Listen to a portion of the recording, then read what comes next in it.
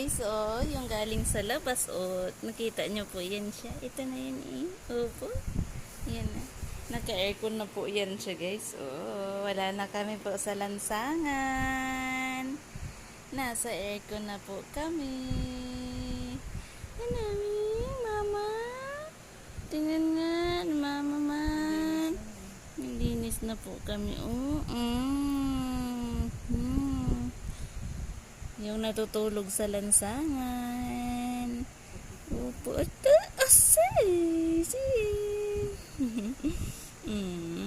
Naka-aircon na po yan siya guys. Oh, nakatabi na yan siya. Naka-aircon na, naka-electric fan pa yan guys. Oh.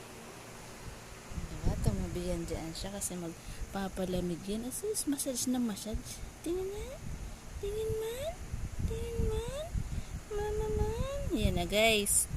Thank you po sa aming mga viewers na sumaybay-bay sa aming gamutan.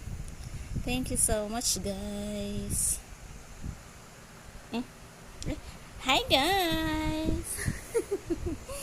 Aking pumirin yun.